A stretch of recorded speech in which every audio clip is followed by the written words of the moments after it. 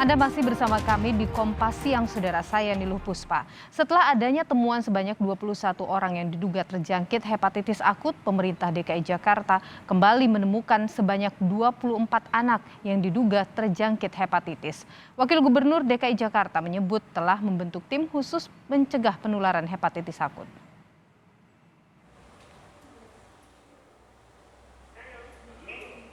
Setelah sempat mengungkap adanya temuan 21 orang di Jakarta yang diduga terjangkit penyakit hepatitis akut, kini 24 anak di Jakarta diketahui bergejala hepatitis.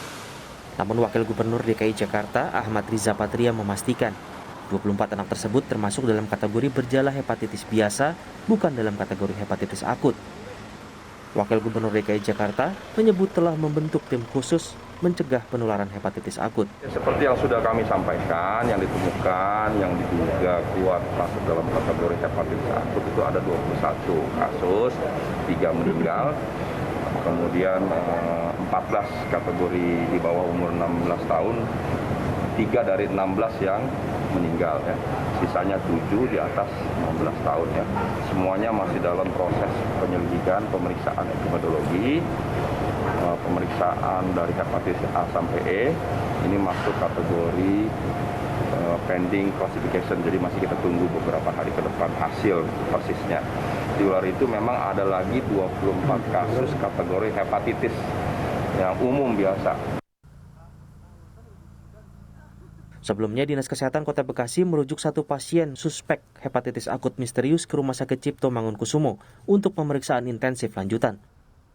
Pasien berusia 10 tahun ini sebelumnya dirawat di Rumah Sakit Hermina Kota Bekasi. Hasil pemeriksaan sementara, pasien berusia 10 tahun tersebut tak termasuk dalam kategori pasien hepatitis A, B, C, ataupun D. Atas merebaknya berbagai temuan, kasus hepatitis akut kini menjadi perhatian Kemenkes. Total laporan kasus hepatitis akut yang ada di Indonesia mencapai 18 kasus. 7 anak meninggal dunia, diantaranya di DKI Jakarta 4 kasus, Jawa Timur 1 kasus kematian, Sumatera Barat 1 kasus kematian, dan Kalimantan Timur 1 kasus kematian. Dalam Sapa Indonesia Malam 12 Mei, anggota Komisi 9 DPR dari fraksi PAN, Saleh Daulay, mendorong pemerintah untuk segera melakukan kajian cepat dan mendalam soal penyakit hepatitis akut. Tak hanya itu, sosialisasi juga tak kalah penting, karena penyakit hepatitis yang tengah menjadi sorotan ini mendapat label akut dan misterius. Dan yang kedua yang perlu disiapkan adalah sosialisasi terkait dengan penyakit ini.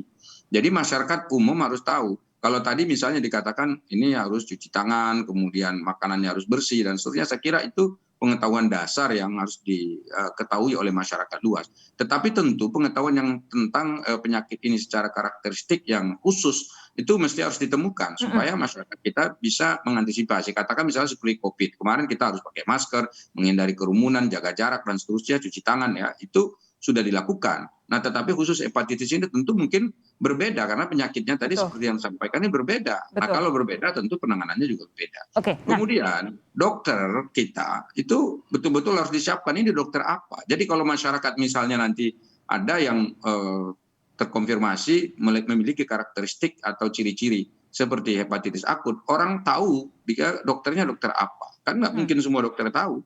Nah, karena itu tentu kita harus mempersiapkan dokter-dokter itu. Guna mengantisipasi penyebaran hepatitis akut, para orang tua diimbau untuk mencegah buah hati mereka bermain di tempat umum, serta menerapkan kebiasaan hidup sehat, termasuk membawa makan dan minum dari rumah saat belajar tatap muka di sekolah. Tim Liputan Kompas TV.